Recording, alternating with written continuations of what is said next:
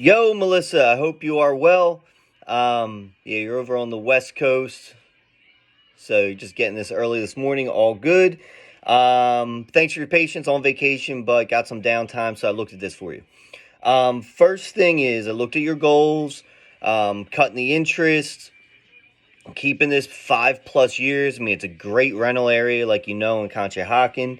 So I looked at a few options. Something here definitely makes sense, all right? Especially with values up, rates low, all right?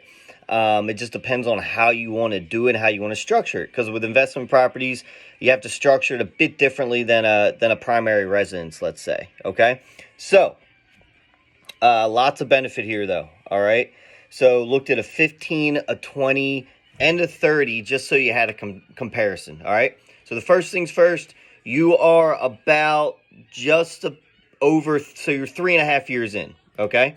So let's call it 26.5 years left on this loan. So makes sense to cut, especially since you're putting some more towards the principal every month anyway, all right? So we did a 15-year, okay?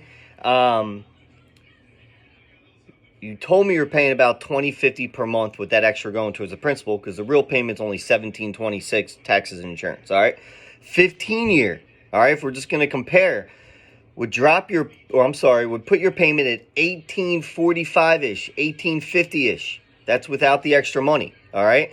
So I do love that one because you're going to scrunch it down to 15, a lot more going towards principal. You could always put more on top like you're doing now, all right?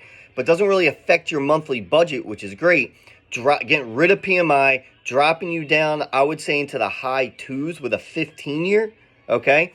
And you're talking about saving tens of thousands of dollars in interest along this journey here. Break-even's going to be really quick with everything rolled in. We're doing this with no money out of pocket. That's how I have it set up for right now, okay? The 15 is going to be the biggest benefit longer term. I mean, you're talking about, let's say you do go to sell in 5-6 years, whatever it might be.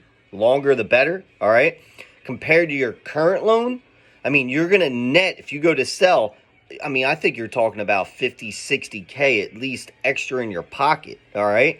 That's where that lower, cutting the term, lots more towards principal, much less towards interest, getting rid of PMI. You're talking big benefit here.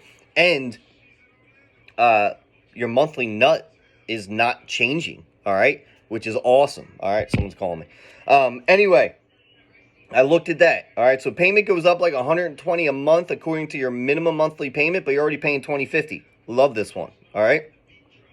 If you wanted some more flexibility, a 20-year, you would actually save $140 per month, which is awesome. Okay, but the higher the term, the higher the rate. So you'd be more in that like 3.5 range, I'd say. We could always go lower, but that costs more. Don't love it. I think that's a good range, but we could go lower.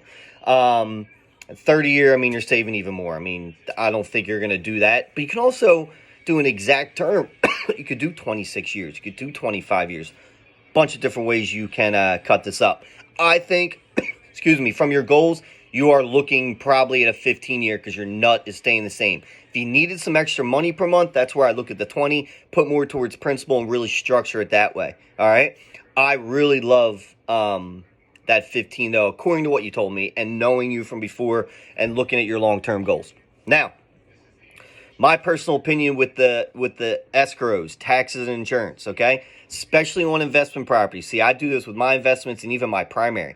I do not escrow taxes and insurance. I'd rather have that much lower payment, and I'd rather pay the taxes and insurance when they're due each year, okay?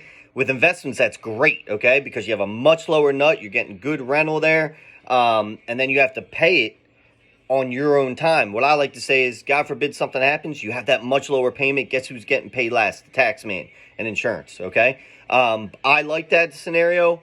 Either way you're paying them, just depends on how mentally you want to look at it, all right? I know that was one of your questions in your questionnaire.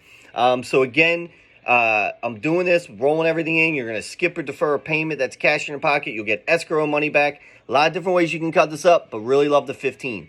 I would say that volume is really high right now. If this is something you think you're going to do, I would recommend us or allowing us to send you how to get started, the initial disclosures, what we need from you, at least get you into underwriting, okay? And we can still change things up during the process, all right? But it's good to get ahead of it if it's something you think you're going to do, which, in my opinion, and I would tell you no if it didn't make sense, something here makes sense for you.